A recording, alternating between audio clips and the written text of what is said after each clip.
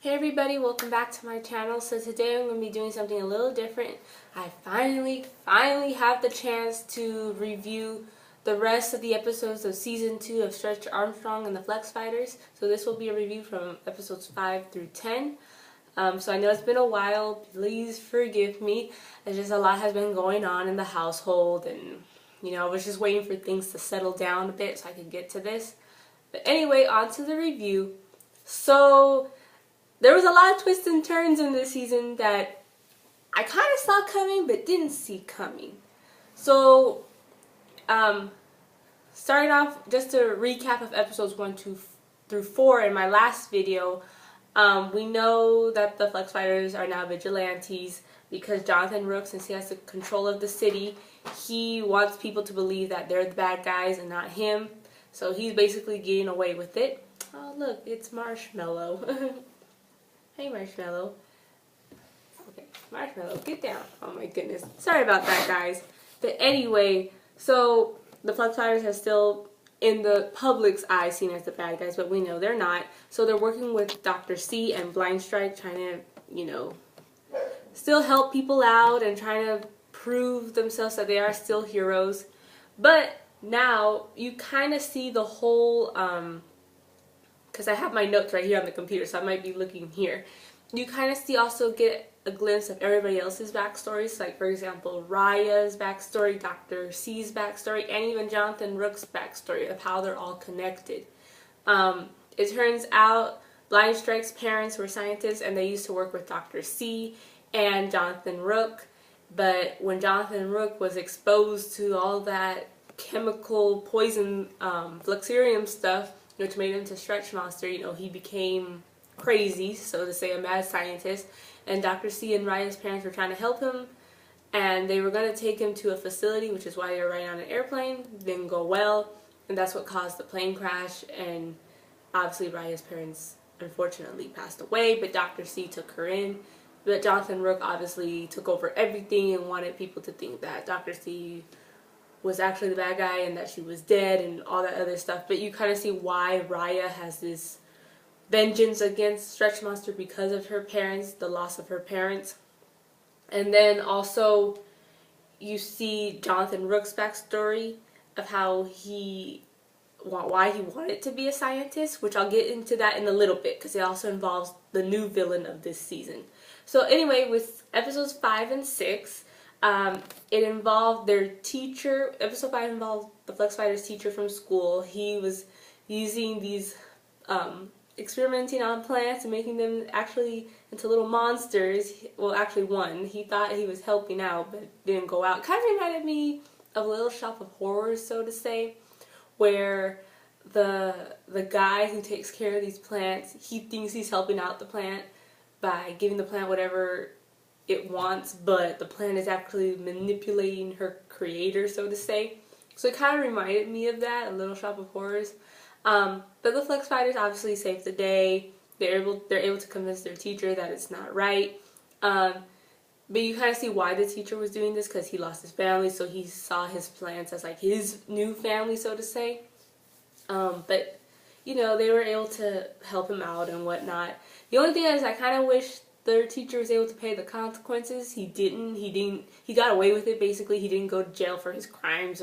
Well, I mean, I know the Flex Fighters, they see him as their teacher, this really nice teacher, so they probably didn't want, to turn him into the authorities, but, I found it interesting. Like, oh, okay, he got away with it. Other than that, episode 6 involved one of their classmates who's like this snobby kid who's he's jealous of Wingsman, but he likes Erica, and he's also affected by some of those chemical gas of the fluxurium and whatnot, and he turns into that rock monster and he starts to split.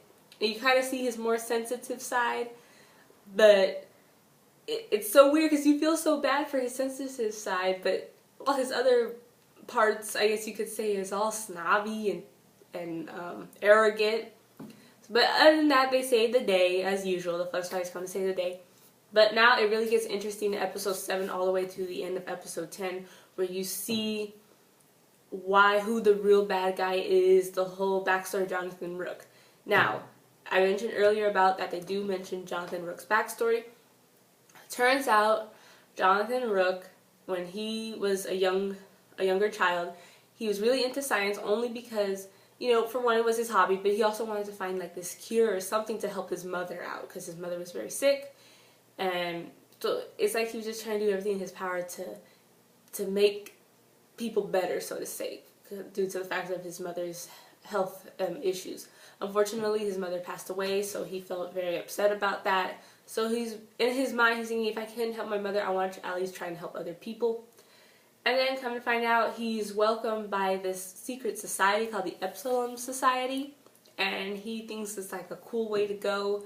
But then he gets his suspicions about this society, and he decides not to go for it. But the Epsilon Society, as sneaky as they are, they kind of like threaten him and blackmail him. Like, if you don't give us your scientific ideas, then we're gonna, you know, kind of take away your loved ones from you, hunt you down, sort of thing. We'll keep an eye on you. But Jonathan Rook like pushes them to the side. He's like, I'm not going to have anything to do with you. However, the Epsilon Society always finds a way. They sneak in one of their own into Jonathan Rook's company, who it turns out to be his right-hand man, Kane. Oh my gosh. Which is funny because when you find out that Kane works for this Epsilon Society, now known as the Tech Men, I guess you could say, that he's their leader, the number one, I kind of was shocked, but not shocked at the same time, because there's always something very cold about Kane. And also in the previous season, season 1, you also kind of see Kane's backstory, where when he was younger, he was involved in a mob. And for some reason in my head, I thought he was Stretch Monster in season 1. I literally thought that. But we come to find out he wasn't. It was Jonathan Rook. But there's just something about Kane where I'm like, is he just a good guy but just with a really cold, hard personality? Maybe, you know, maybe he is. But then when you see this in season 2, you're kind of like, okay. He was trying to be like the straight man, good and all that, follow the rules, be obedient, but he stabbed you in the back, so to say. So yeah, he basically takes over with his Techman Charter City. He kicks Jonathan Rook or Stretch Monster to the side, which forces Jonathan Rook to team up with the Flex Fighters and Blind Strike and Dr. C. Obviously the Flex Fighters are very skeptical about it, but they have no choice because they have to save their city. Seriously, living in Charter City is like one of the worst places to live because so many bad things happen. But anyway, so they all have to team up with their number one enemy to save the city. And while all of this is happening, Erica, Wingspan's girlfriend, gets exposed to also some poisonous chemical. And more on Erica later, but it gets kind of interesting. So all I'm going to say is that Erica is not feeling well due to being exposed. But other than that, so Jonathan Rook, Dr. C, Blind Strike, and the Flex Fighters trying to find a way to stop this madness from the Tech Men and Kane.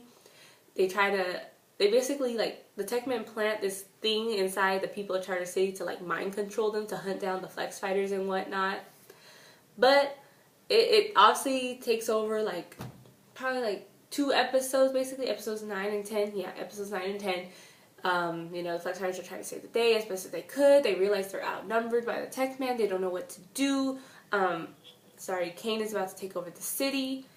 So it's like they have no other option, but they soon realize that their only option, coming back to it, is Erica. Now, I said that Erica was sick due to being exposed by poison, but due to all that chemical poison, of course, you know, she ends up with superpowers. So she basically is able to blast this like beam of energy from her body, which when I kid you not, it could be because I'm a Marvel fan or a superhero fan, whatever, but it kind of reminded me of Captain Marvel, how she goes into that binary form. With Erica, it was kind of the same thing. She goes into this like Dragon Ball Z supersonic energy kind of thing. I was like, whoa, okay. Like she's able to override the circuits, I guess you could say, of Charter City and the Techmen's like software and all that stuff. So she's able to override it and is able basically to free the people from mind control of the tech men. So she basically saves the day, which was pretty cool. I'm not gonna lie, it was cool to see that. So yeah, with the help of Erica, you know, the Flex Fighters, Blind Strike, and everybody else was able to save the day. And the tech men, they realized that they have to retreat. However, Kane, being the pompous leader that he is, he still wants to keep going. But the tech men are like, no, we have to leave. This is not gonna work. And then Kane he still wants to take over, but he realizes since his tech men left him, he's kind of out now. He's outnumbered, and he gets arrested by one of Jonathan Rook's former agent Reynolds. Turns out Agent Reynolds wasn't mind controlled, so because he was exposed to some kind of gas, and so was Stretch Armstrong. I totally forgot about that. But anyway, so yeah, Kane gets taken in. The day is saved. However, Jonathan Rook, being sneaky that he is, seriously, never trust him. I don't like his character at all. He's a total douche. You know, he gets his company back and his city back, and still makes himself seem like the good guy, and still makes the Flex Fighters seem like they're the bad guys. And it's to the point where he attacks Dr. C with some type of like gas, and she's not able to wake up. So Blind Strike saves her, and Blind Strike obviously is worried because she's not waking up. So, you know, I mean, I guess that's the cliffhanger for season 3. What are the Flex Fighters now going to do? How are they still going to fight off Jonathan Rook? Because Jonathan Rook is still in control, despite the fact that the tech men left. Jonathan Rook still gets everything back the way he wants. So the Flex Fighters still got to find a way to, you know, end this madness. And now we're probably going to see Erica with her new power. So she's going to join them now with her energy blast, so to say. So this is kind of like a mini group of Avengers in a weird way in cartoon form. So, you know, that's basically what we're going to have to wait and see for season 3. Also, it turns out Jonathan Rook does have his new head of security, which is Agent Reynolds. But they show you a brief clip at the very end. And so, spoiler alert, and turns out Agent Reynolds is being like locked up somewhere in a closet, and there's this weird looking alien who shapeshifts into looking like Agent Reynolds. So obviously I'm doubting that Jonathan Rook does not know who this alien is, but this is like this is going to be the new villain for season 3. Maybe there's going to be a fight between the alien and the Stretch Monster, who knows. Maybe, I hope they don't do a repeat again of like what they did with the tech men, of them trying to take over Jonathan Rook's company. I kind of want something a little more different, but we'll see what happens and when season 3 comes out. If you guys know when season 3 comes out, let me know. Again, I'll try my best to catch up. It's just so much is going on right now in the household, so sorry for being late, but I do enjoy watching this series. It is a good series. If I did have to choose though between season 1 and season 2, I think I like season 1 a little bit more, only because I thought the twist of handling the villain was a little bit better than in this one, but that's just my personal opinion. Other than that, overall, it is a really good show. I think it's really good for kids. It's funny because my cousin, who's 12, he's staying with us right now, he saw me watching it, and he's like, oh, like, what are you watching? And I was like, oh, it's this show on Netflix, Stretch Armstrong and the Flex Fighters. And he really enjoyed it. He's like, oh, this is a pretty cool show. It's very interesting. So I feel like this is kind of a show that kids around that age group should know more about, because it does need more recognition. That's all I'm going to say. It should be recognized more. Other than that, thank you guys for being patient with me on my review for Stretch Armstrong and Flex Fighters. Like and subscribe, and as always, take care, guys. Bye!